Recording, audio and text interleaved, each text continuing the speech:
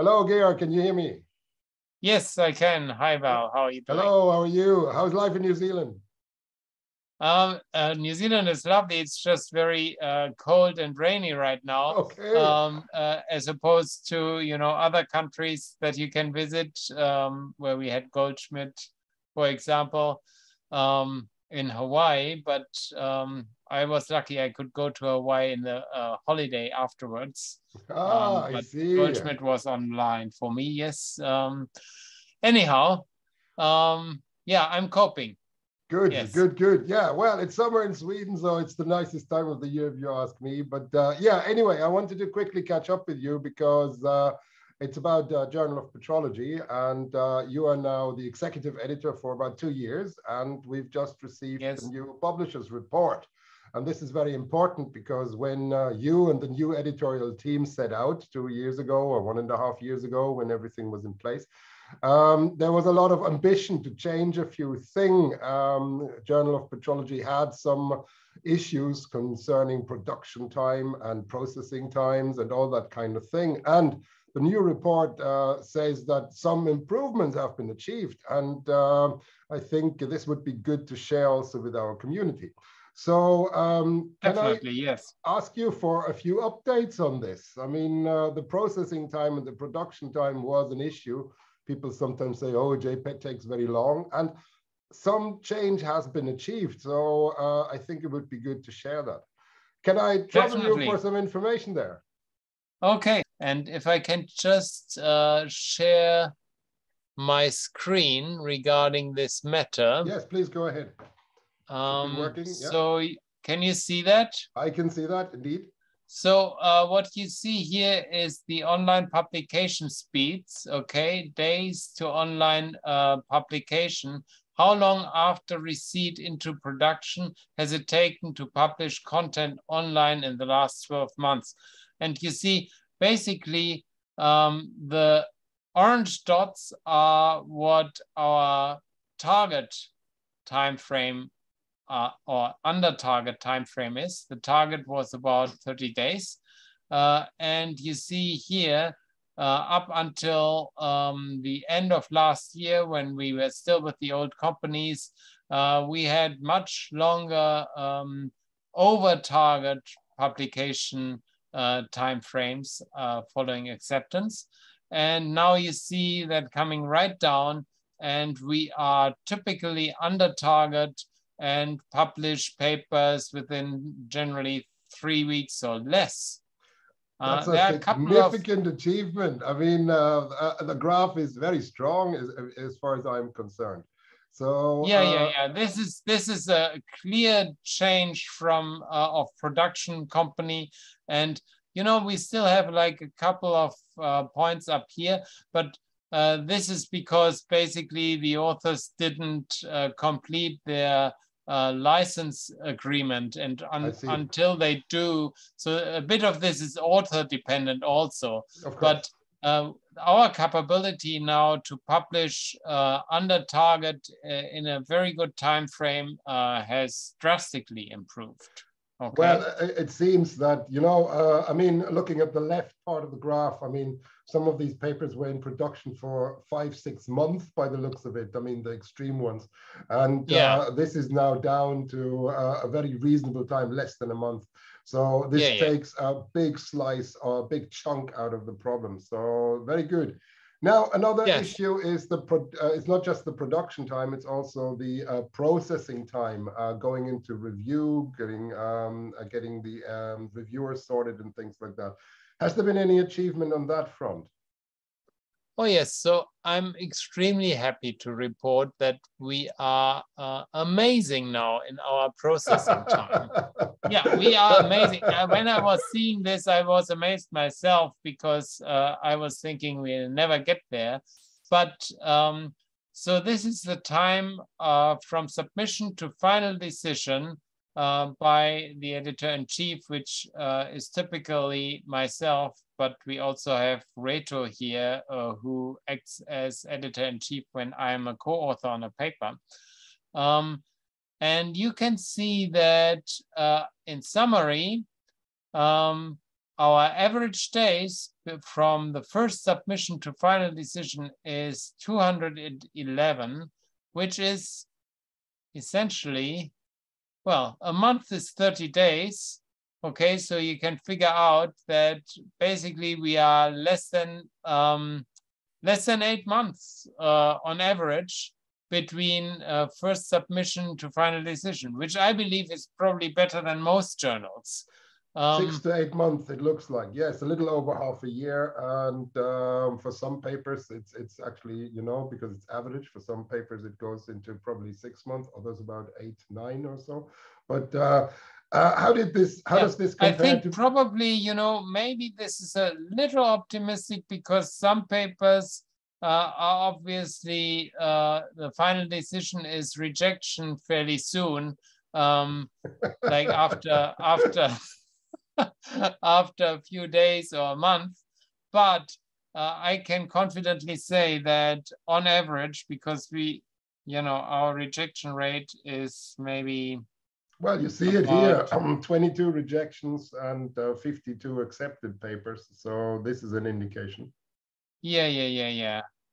So I think we can definitely say that our average time from submission to final decision is well under a year.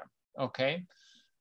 So from that perspective, I think this journal of Petrology is ideal for early career researchers to get their data published. That's very important because, I mean, this has been very long in the past at times, and now being within that time frame suits also within the usual duration of a PhD project or a postdoc or a junior professorship in some countries, things like that. So this is very good.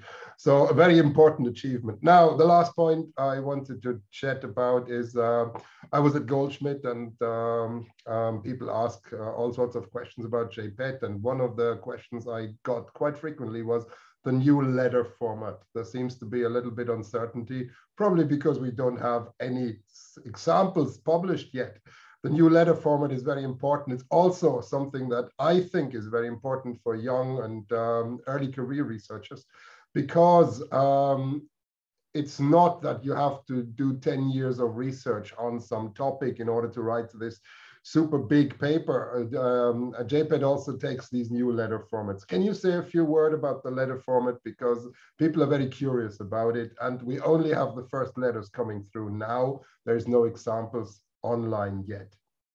Yeah, so the letters are a way to have, well, I wouldn't say data poor, it should still be data rich, but these should be papers that where you can make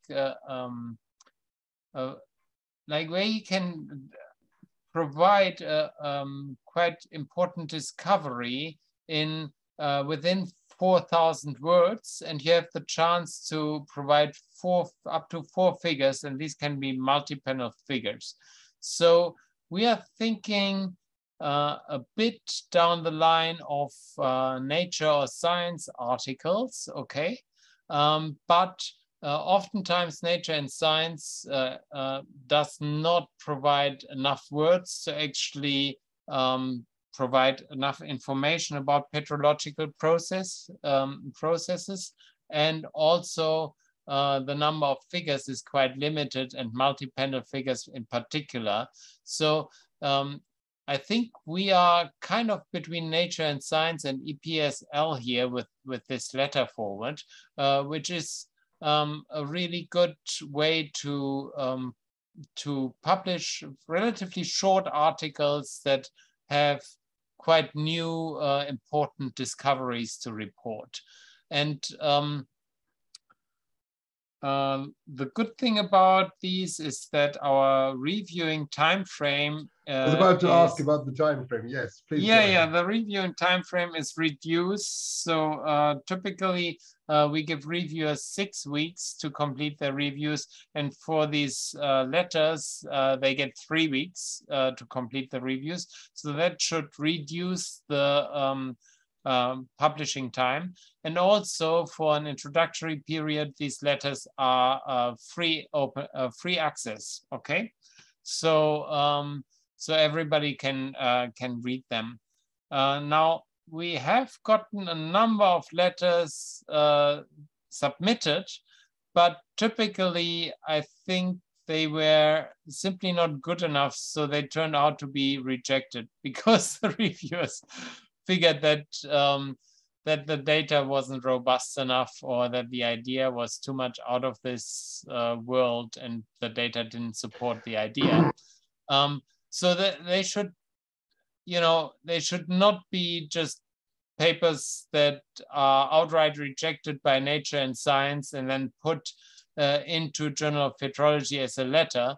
And I think this is what happened, because people didn't use their 4,000 words. They don't have to use 4,000 words, but if you have 4,000 words and you provide a very short article in less than 2,000 words, then you kind of start to think, couldn't have been a little bit more information and a little bit more discussion of the data.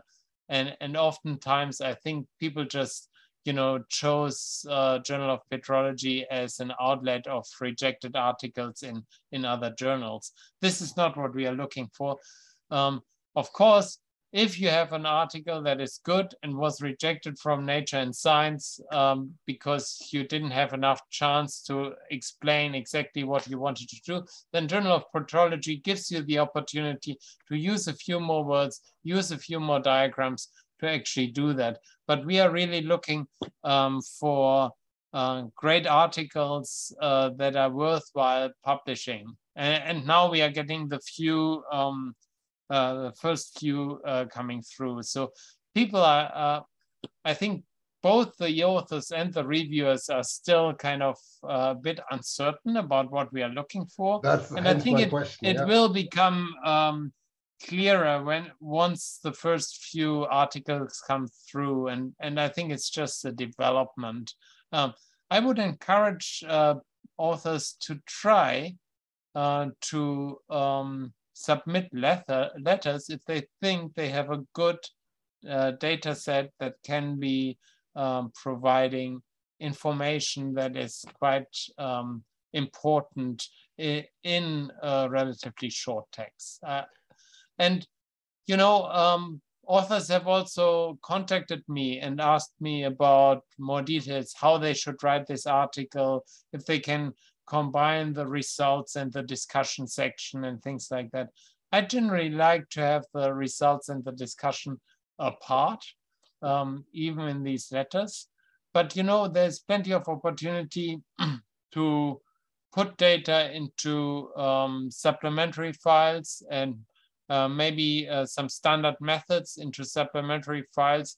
And that gives you the opportunity to have a relatively short article with a longer supplement that people can read fairly quickly. So, yeah.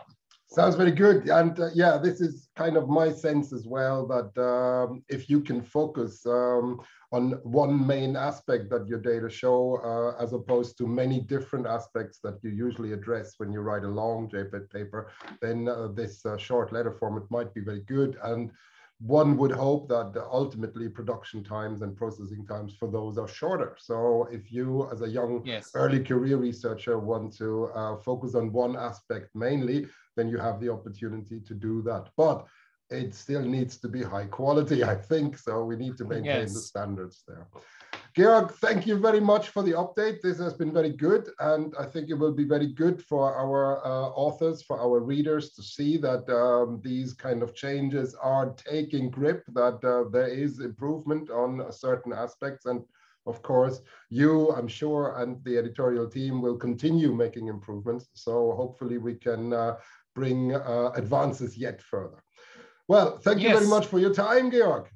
Yeah, you're welcome, Val, and I'm always happy to give interviews. So, and also answer questions. If authors have questions, they can address them also directly to me. But one point I would like to make is do read the instructions to author or the author's guidelines before you submit. Many people don't do that, and that actually delays the process of actually getting the papers into review, because oftentimes manuscripts where authors haven't read the guidelines, which have changed in the last couple of years in order to make improvements. Sometimes these papers are unsubmitted because the guidelines haven't been followed, and then changes need to be made before it even gets to me. So the editorial office looks quite carefully at that these guidelines are being adhered to. So I encourage authors to read the guidelines and then prepare their papers according to those guidelines, and then things will run very smoothly.